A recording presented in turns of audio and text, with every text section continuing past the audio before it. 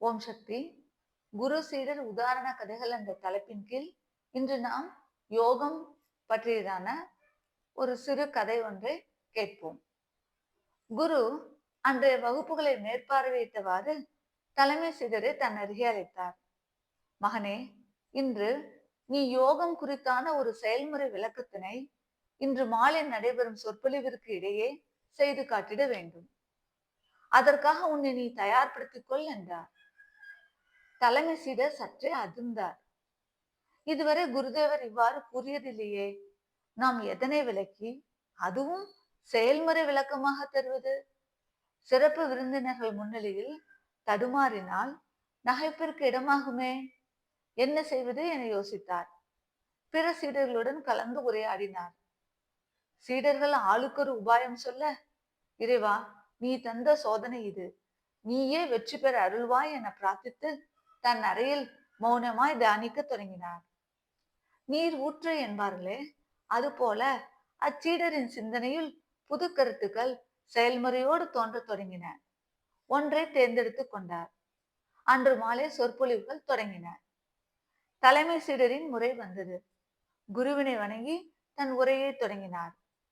அவர் எடுத்துக்கொண்ட தலைப்பு குருவிற்கு கீழ்ப்படிதல் மற்றும் யோகம் எவ்வாறு பயன் தருகிறது என்பது குறித்தான செயல்முறை விளக்கம்.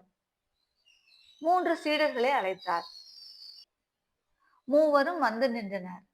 அவர்கள் முன் ஒரு அண்டா நிறைய நீர் இருந்தது. இதனை இடமாற்றும்படி தலைமை சீடர் கூறினார். மூவரும் அண்டா நீரை இடமாற்றம் செய்திட வேறொரு சிறு குடம் போன்ற பாத்திரத்தை எடுத்து வந்து இடமாற்றினார். அண்டா காலியானது. சீடர் மீண்டும் அண்டாவினை புதிய நீரால் நிரப்பும்படி கூறினார். சீடர்களும் அவ்வாறே செய்தனர். இப்பொழுது தலைமை சீடர் விளக்கமளித்தார். நீங்கள் இதுவரை கண்ணுற்றது நீர் இடமாற்றம் மட்டுமே.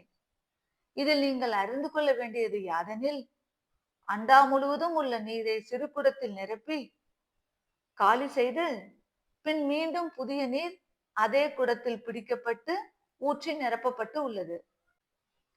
இவ்வாறே மனித மனத்தில் உள்ள அழுக்குகள் யோகத்தால் வெளியேற்றப்பட்டு பின் மீண்டும் அதே யோகத்தால் இறை உணர்வு மனித மனதில் நிரப்பப்படுகிறது.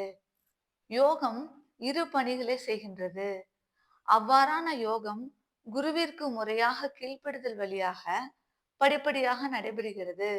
இச்செயல்முறை இறைவன் மனித குலத்திற்கு அளித்துள்ள ஒரு வாய்ப்பாகும் என்றார். சிறப்பு விருந்தினர்களும் பக்தர்களும் அக்கருத்தினை ஏற்றுக்கொண்டனர்.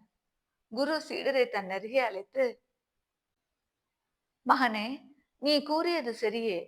அதனோடு கூட மற்றொரு செய்தியையும் சேர்த்துக்கொள். உன் மன கொள்ளளவு யோகத்தால் அதிகரிக்கப்பட முடியும்.